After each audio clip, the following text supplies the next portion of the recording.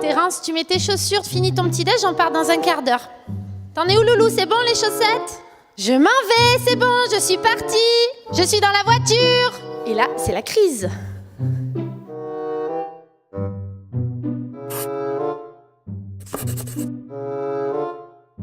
Nous, on voudrait tous que les enfants ils soient adultes. Qu'ils rentrent à la maison, qu'ils rangent leurs chaussures, qu'ils accrochent leur manteau. Bonsoir maman, as-tu passé une bonne journée? Je vais faire mes devoirs tout de suite, comme ça après j'aurai du temps pour jouer. Ce serait flippant, non? Ce soir, on va commencer par les questions.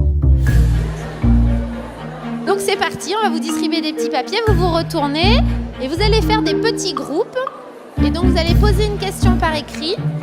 Comment réagir face à une colère d'un enfant de 2 ans et demi? Comment permettre à un enfant sans langage, que ce soit à cause de l'âge ou du handicap, à exprimer ses émotions? Comment réconforter un enfant en crise qui refuse le contact? Comment aider l'enfant à gérer et ne pas se laisser déborder par ses émotions? Ça vous est jamais arrivé de péter un câble? Moi j'ai peur que tu deviennes pas un adulte comme il faut parce que ça voudrait dire que j'ai raté mon boulot. Je veux les chocs à pic. Chocs à pic, maman. Non, cet enfant n'est pas à moi. Il se force en fait. Il se force pour nous faire plaisir. C'est con quand même. Pourquoi il s'énerve? C'est quand je fais ça?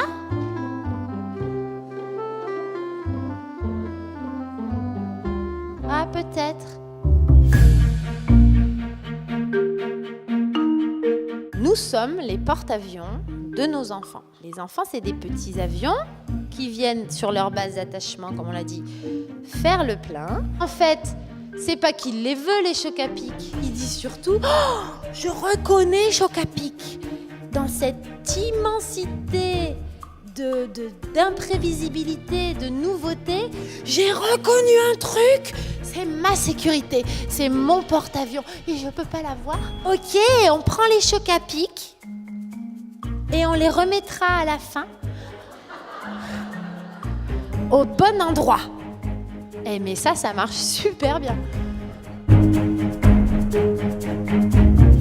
Je suis habituée à aller à un grand nombre de conférences, mais pour le coup, j'ai jamais vu d'animation de cette sorte, enfin jouée, interactive. Les scénettes, ça m'a vraiment surpris et ça m'a accroché. La manière de les mettre en scène et de jouer à la fois le professionnel, le parent et l'enfant, ça amène un autre aspect, du coup ça amène un autre regard en tout cas sur ces éléments-là. Donner la possibilité aux familles, enfin aux professionnels, aux parents déjà d'échanger entre eux, ça m'a beaucoup plu. Je pense que ça a dédramatisé un petit peu aussi pour les personnes qui étaient dans la salle, ça a mis une ambiance assez conviviale. Elle a su dès le début arriver à capter, je pense, les professionnels et les parents. C'était pas un cours théorique, c'était vraiment quelque chose de très ludique. Il y avait plein d'exemples concret de mise en situation, donc c'était parlant. Elle déculpabilise beaucoup autant les parents que les professionnels et ça met moins de pression. Je pense qu'elle amène bien la parole des enfants. Elle nous repositionne en tant qu'adultes et c'est bien. On avait des situations vécues, très bien exposées, très bien étayées et qui permettaient de réfléchir dans nos structures. Ça va permettre de mieux observer en équipe certaines situations qu'on vit au quotidien.